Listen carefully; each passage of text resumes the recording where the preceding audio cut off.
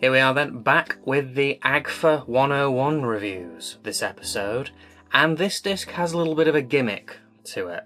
We're taking a look at Smut Without Smut Volume 1. Now this is a collection of 2 adult films with the adult bits removed. So we really are watching for the story this episode. We're going to be looking mostly at the without smut versions, as that is the main point of this disc, although it does have both versions on it. So we'll be looking at both, but I'll be focusing more on the without smut versions. So let's get started with the first film that we have, Things to Come. This is a adult sci-fi film from 1976 directed by Derek Todd, and is his only directorial effort. Looks like a lot of the cast were only in this as well. Not many names not many other films in the cast list. So yeah, sci-fi adult film from the 70s. Interesting. Really don't know what to expect from any of these, to be completely honest with you. But let's crack on with this first one, shall we?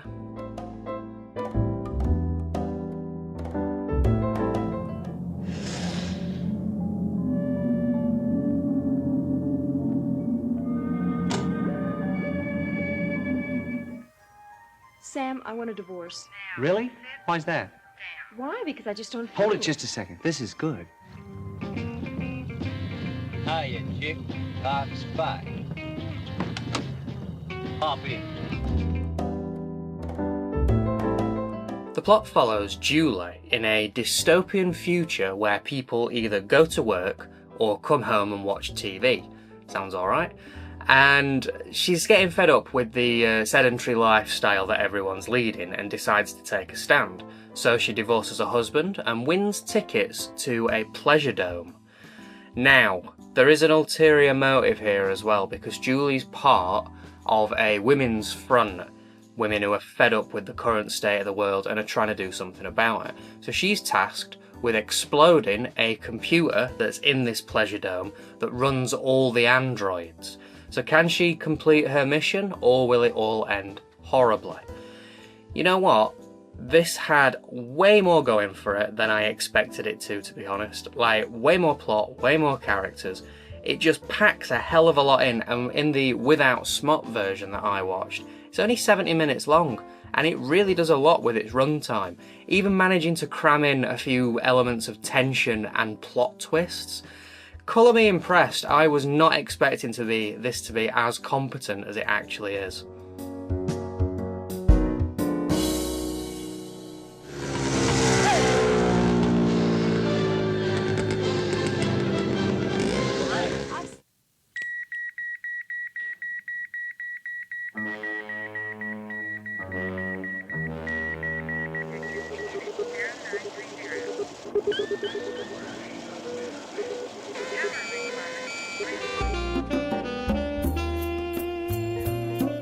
This is still an adult film though, so the acting can sometimes dip into being a little cheap, although it is nowhere near as bad as I was expecting for something like this. And the characters aren't too bad either, to be honest. Our lead Julie, she's easy to root for. Everything sort of made way more sense than I was expecting it to. I was expecting the plot to be sort of the afterthought. They're just getting in as many sex scenes as they can. But that doesn't seem like the case with this film, honestly. It seems like they had a really like coherent, tight story, and then just thought, well, let's just sex it up to sell it to people. Even though I did watch the smutless version, there are still a few scenes here and there. There's not loads, but there's a little bit of nudity, a little bit of implied stuff. The starts of sex scenes are still in this, and then it sort of cuts away. But yeah, it's pretty tame, all things considered. There's violence in this as well, which I was not expecting at all. Always a nice little thing to see. Gunshots, people being all like torn up and bloodied and stuff. More than I was expecting from this sort of thing, but yeah, pretty cool. Get some violence, not bad at all. The sets are probably the main thing that's worth talking about in this. They are pretty impressive. You know, it's not like 2001: A Space Odyssey or anything like that, but it's not bad, honestly. It looks the part, it looks futuristic at pretty much at all times. And it's got a 70s charm to it, which I do like that sort of thing. Like, it's not going to blow you away by any means, but what we get feels like a competent B movie, I guess. And way more effort is put into this than I expected for an adult film. Even the music's pretty decent as well. You get the synthy stuff and all those, like, what you'd expect with the bleeps and bloops of computers and things like that. Yeah, very impressed with it, to be honest. Really good. So the uncut version is about 97 minutes long, and I flicked through it, I had a look at what had been removed and stuff, and it ties into the plot, but it is separate. All the sex scenes are quite separate from the main story. So I said that the people, they go to work and then they come and watch TV. So what's happened in this future is that they've sort of boiled TV down to show sex and violence. So you get it all out your system, you go home and you watch all this sex and violence, it's cathartic and it ticks that box in your brain of doing things, and then you go back to work the next day. That's sort of what it's implying. So all the sex is within these TV shows, and in the cut version we see the starts of it and we see where it's going, and then it cuts away. And it doesn't feel too heavily cut down, honestly. In the smutless version it flows. So in the full version, you just get extra long, like, instead of it being like 30 seconds and then we cut away back to the plot, you'll get like 5 minutes of a sex scene. It's kind of what you'd expect, honestly. And really, I think that the cut down version at 70 minutes flows quite nicely. I imagine adding another half an hour onto that would have made it drag quite a lot. So I'm kind of glad that I watched the smutless version, to be completely honest, just for the pacing and stuff. Because, yeah, it is weirdly impressive. I think that's pretty much everything I have to say on this film. Let's move on to the next one, shall we?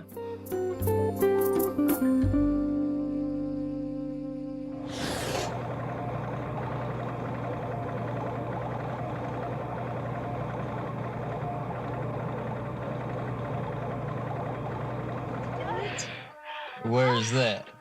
Not in the back seat, but in the trunk. You flipped your wig, chick? In the trunk? Now that's impossible. Next up, we have The Dirty Dolls from 1973, and directed by somebody who is a little infamous on this channel, a guy called Stu Segall, going under his porn name Godfrey Daniels in this film. He directed Drive-In Massacre, which I covered in the Vipco Screamtime collection, and I hated this film. It was my least favourite of all the films in the Screamtime collection. I couldn't stand it. So that's not a good start, is it? Let's see what happens with this one then. The film stars John Alderman, who's been in The Last Movie and New Year's Evil, and it also stars Colleen Brennan, who was in Ilsa She-Wolf of the SS and Shampoo. And just like Drive-In Massacre, we get a cameo appearance from George Buck Flower, who has been in a ton of films. You'll have seen his face, loads of Carpenter films, Back to the Future. He usually plays a homeless man. I quite like him, and he pops up in this as well, only briefly though. The plot follows Johnny and his group of criminal women. After a diamond heist gone bad, they end up with 2 extra hostages, and it slowly starts to unravel their entire crime cult. This all being led by the sister of Johnny. This film wasn't great. It was a little repetitive, a little too slow for its own good, and quite one note. The heists were fun, but as soon as it gets back to the cult lair and they're all arguing and stuff, it's just too repetitive, too much shouting at each other, and it gets old pretty fast. It's not the worst film I've ever seen, it's not terrible, and the Without Smut version that I watched was only 50 minutes long, but it's nothing special, really.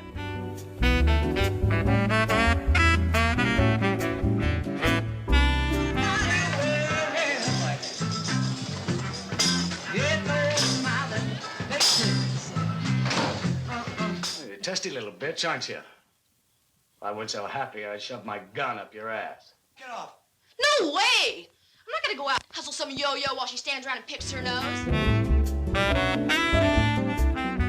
The acting varies from cheesy to terrible, but this is a low-budget adult film, so you get what you get with this, really. And the characters are all pretty two-dimensional as well. You're not really on anyone's side throughout this. Things are just sort of happening. There was a moment that I did like, though, that made me chuckle, where one of the girls is, during a heist, dressed up as an old woman in some of the worst old person makeup I think I have ever seen. And yeah, that got a little bit of a laugh out of me. That part was endearing. That's about it with that sort of side, I guess. Outside of that, it's just kind of flat. We get a little bit of gore, not a ton, but again, more than I was expecting from this. Gunshots, a bit of blood, things like that. Always nice to see, because it does just sort of add a little bit of flair to what otherwise very boring moments. And this has got a little bit more sex and nudity in it, in the Without Smut version, than the previous one that we looked at. But that's more because it is really tied in with the characters and the story in this one. So it's a little more obvious as well when that cut happens.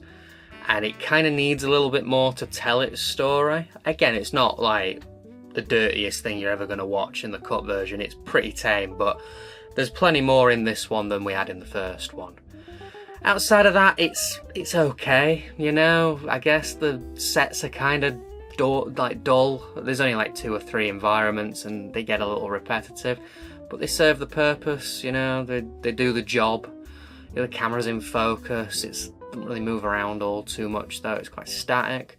The music's fine. I can't remember it really, but it didn't stand out as jarring or anything. It's okay. It's fine. It's better than Drive-In Massacre. I'll give it that one, absolutely.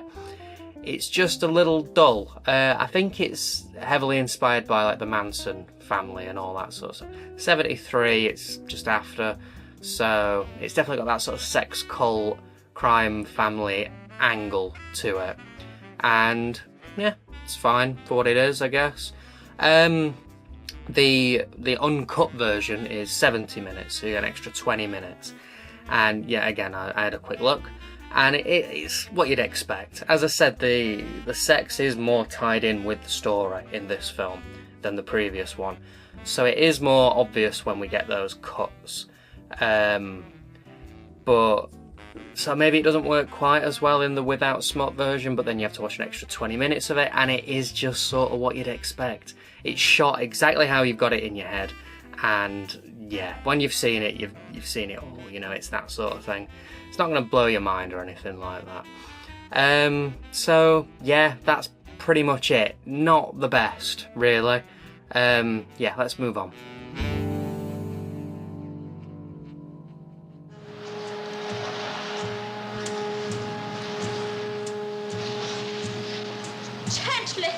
Gently, the stables.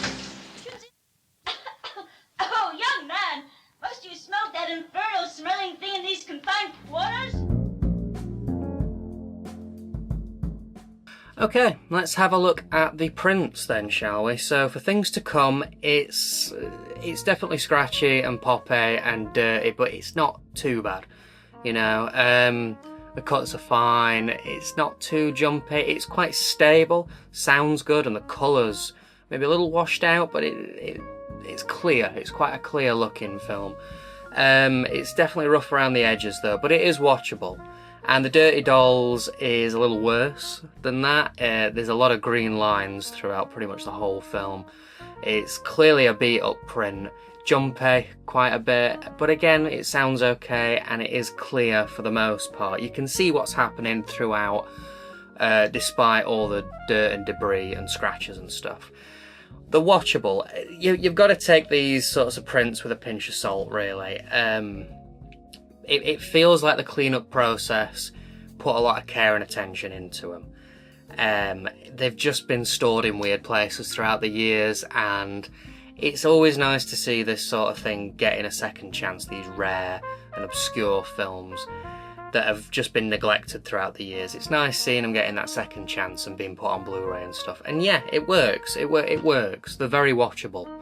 And on the disc, we get the 2 without smut versions of the films, and then we get the 2 uncut versions of the films, and then we get a commentary on things to come. That's a lot. We don't get a lot on this disc, but I guess we do get 4 technically feature films. So yeah, we don't get a lot though. Probably the least we've seen on any of these. Okay, let's take a look at the case then. It's not terrible really. The slipcover's nice, showcasing the 2 films in quite a decent way. Yeah, I like the artwork on this. I think it sells the films in quite a nice way. The cover's identical from the slip to the sleeve, so nothing really to say there. All the information seems correct on the back as well. Yeah, runtimes are right, everything seems good. Yeah, not bad at all really, nice little package.